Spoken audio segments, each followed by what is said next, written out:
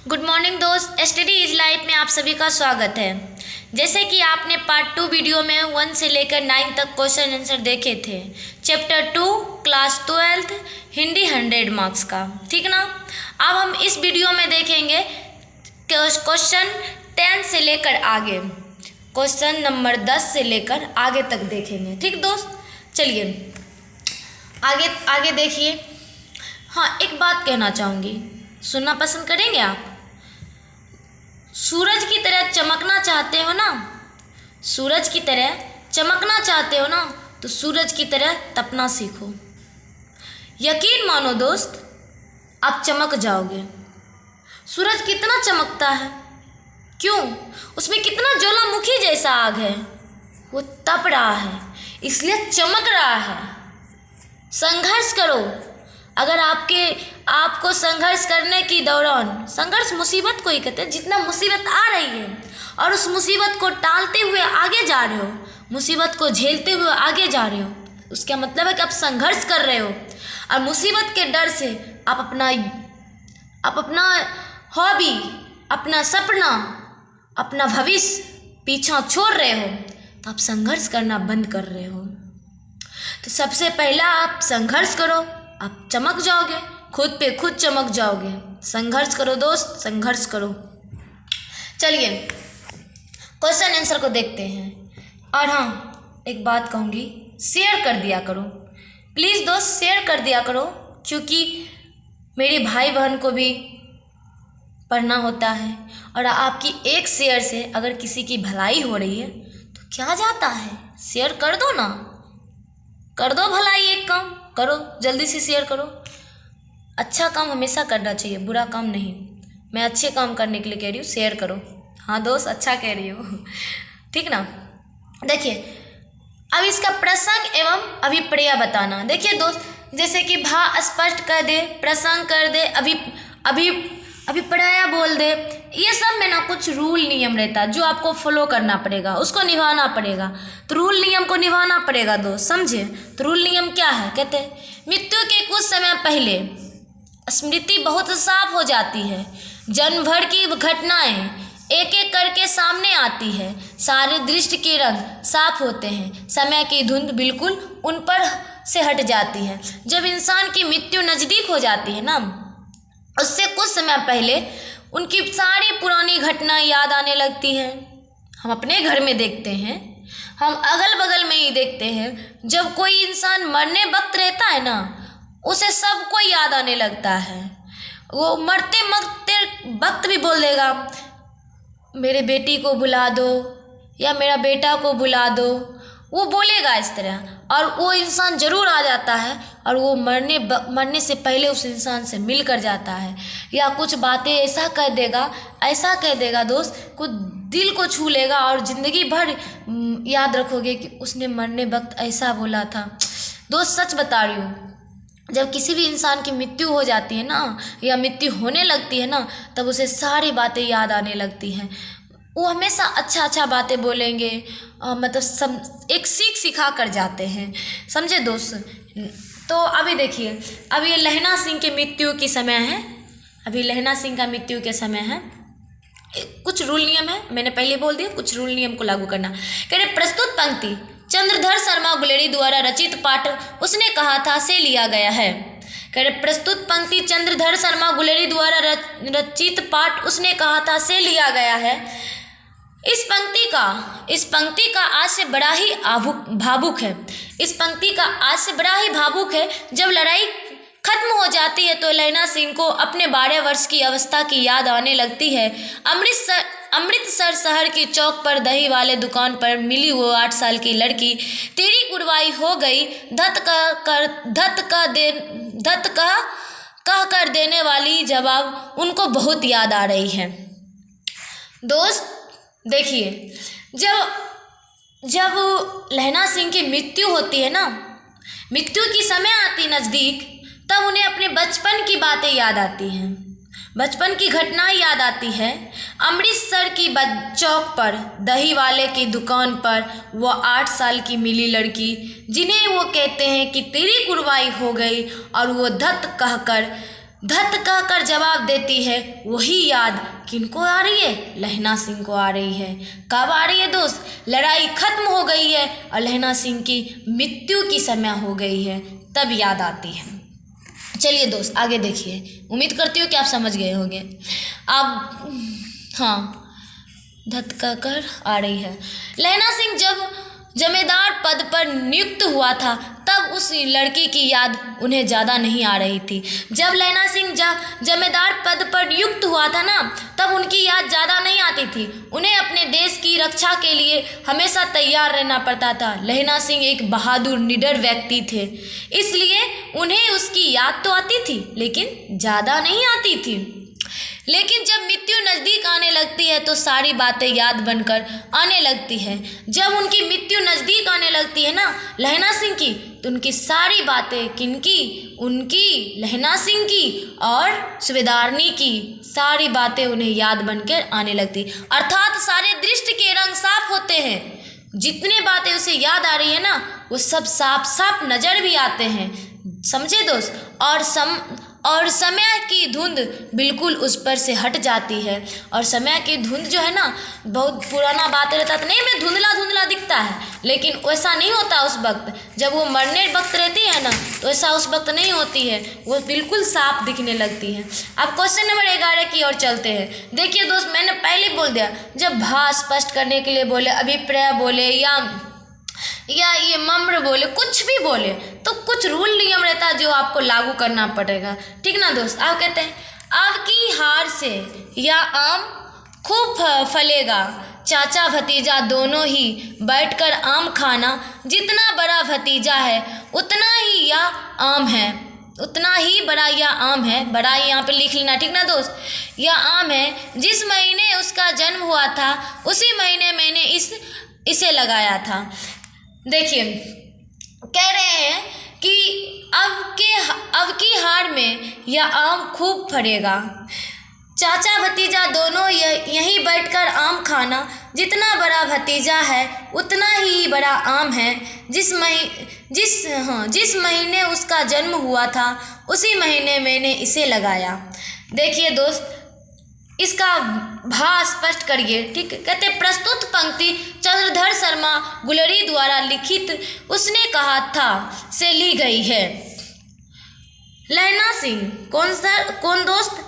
लहना सिंह बुरी तरह जख्मी है। लहना सिंह बुरी तरह क्या? जख्मी हालत में है। कैसी हालत में? जख्मी हालत में। उसका अंतिम समय निकट आ चुका है। लहना सिंह का अंतिम समय जो है ना दोस्त, निकट आ गया, मरने योग हो गए, इतना वो जख्म है। प्रतीत हो रहा है कि ऐसी अवस्था में वह अतीत और भविष्य की स्मृतियों में उलझा हुआ है।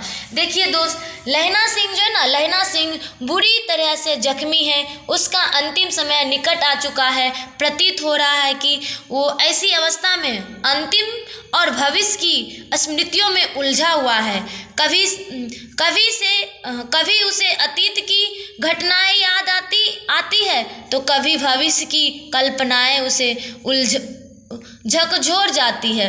दोस्त कह रहे हैं कि कभी ना लहना सिंह को कभी अतीत की कल्पना, मतलब कभी अतीत की घटनाएं याद आती है, मतलब जो उनके साथ बीत गया घटना, वो घटना याद आती है। तो कभी उसको भविष्य की कल्पना उसे झकझोर कर जाती है। ऐसी ही एक कल्पना करते हुए वह वजीरा सिंह से कहता है कि इस बार सावाद के महीने में या आम खूब फलेगा। कहते हैं ऐसे ही लहना सिंह वजीरा से कल्पना करके बोलते। देखिए दोस्त, ये कल्पना है। लहना सिंह ऐसे ही कल्पना करके बोलते वजीरा सिंह से, कहते हैं कि इस बार सावाद के महीने में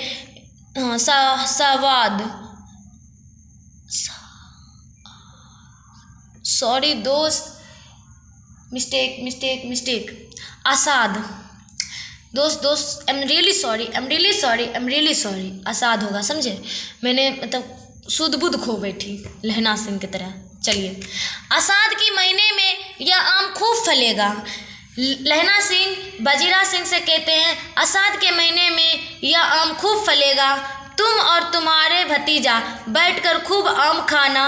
या आम का पेड़ मैंने उसी महीने लगाया था जिस महीने तेरे भतीजा का जन्म हुआ था। या आम का पेड़ तेरे भतीजे के बराबर है। समझे दोस्त, या आम का पेड़ तेरे भतीजे के बराबर है। ये कल्पना कौन कर रहे? कौन? लहना सिंह। लहना सिंह किसको कह रहे हैं? वजीरा सिंह से कि सब आसाद के महीने में यह आम खूब फलेगा, तुम और तुम्हारा भतीजा दोनों बैठकर खूब आम खाना। यह आम मैंने इसी महीने लगाया था जिस महीने तेरे भतीजा का जन्म हुआ था। यह आम का पेड़ तेरे भतीजा के बराबर है। किसने कहा था? लहना सिंह ने वजीरा से बोल रहे हैं। अब देखिए दोस्त, ये क था, ये अब ख देखिए। कहते और अब घर जाओ तो कह देना कि मुझे जो उसने कहा था मैंने कर दिया। कहते और अब घर जाओ तो कह देना कि मुझे जो उसने कहा था वह मैंने कर दिया। दोस्त देखिए, कहानी का जो शीर्षक है ना, उसने कहा था, उसने कहा था।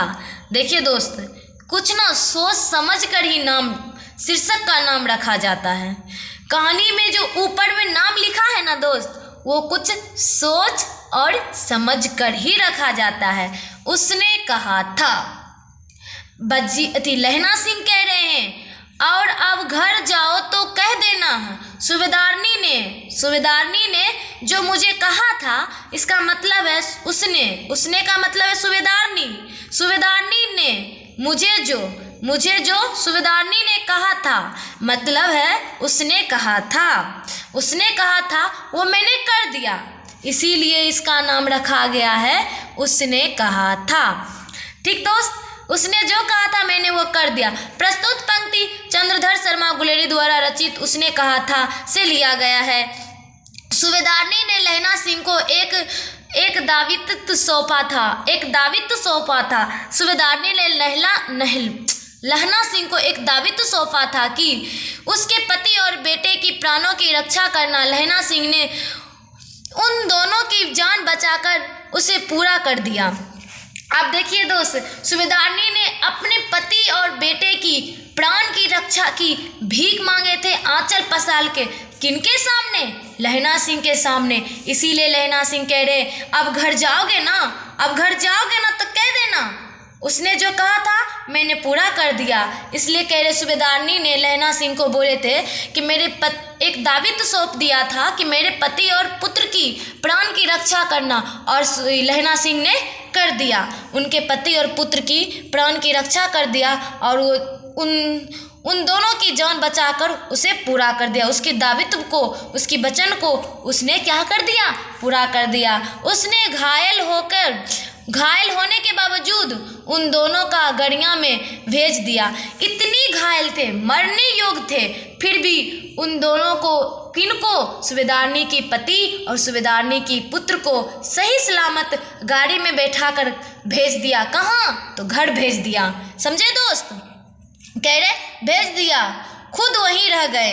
वो खुद घायल अवस्था में वहीं रह गए। जब सूबेदारनी अपने बेटे के साथ जाने लगे तो लहना सिंह ने उसे कहा,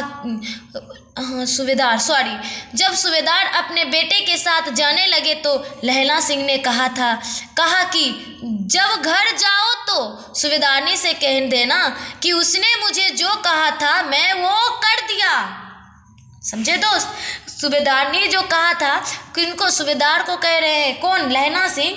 अब घर जा रहे हो ना, तुम घर जाओ और सूबेदारनी से कहना कि तुमने, मतलब उसने, सूबेदारनी ने जो कहा था लहना सिंह को उसने कर दिया। समझे दोस्त? आई होप कि आप समझ गए होंगे। प्लीज़ दोस्त, बहुत मेहनत लगती है, एक लाइक करके जाओ। जो बच्चे लाइक नहीं किए लाइक कर दो, प्लीज़ लाइक करो, कमेंट करो। अगर समझ में आ रही है तो बोलो यस दी या यस मैम, मुझे समझ में आ रही है। प्लीज़ दोस्त यस एक लाइक कर दो और शेयर कर दो और अपने भाई बहन के पास पहुंचाओ ताकि इसका लाभ उठा सके, बिल्कुल मुफ्त में। 1 भी रुपया पैसा लग रहा है आपका? नहीं लग रहा है ना, तो एक लाइक करने में क्या जाता है। चलो जल्दी से लाइक करो। अब देखिए दोस्त, क्वेश्चन नंबर लास्ट है। उसने कहा था कहानी का केंद्रीय भाग क्या है, वर्णन करें। उसने कहा था कहानी का केंद्रीय भाग क्या है, वर्णन करने के लिए कह रहा। देखिए दोस्त, उसने कहा था कहानी में लेखक ने लहना सिंह के निश्चल प्रेम को दर्शाया है।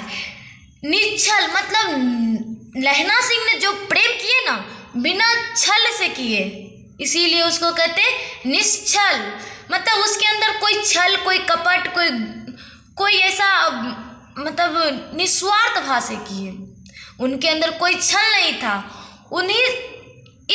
इसीलिए लेखक ने जो लहना सिंह के प्रेम को दर्शाया है, इसलिए यहाँ पे दर्शाया। क्यों? क्योंकि लहना सिंह के प्रेम निश्चल था, उसमें ना कोई क्या कहते हैं दोस्त, उसमें ना कोई स्वार्थ था। बिना मतलब हम क्या कह सकते, इस प्रेम का कोई नाम ही नहीं दे पा रहे हम दोस्त। छोड़ो, इस प्रेम का हम कोई नाम ही नहीं दे पा रहे। इस प्रेम जितना बोले ना उतना कम ही है।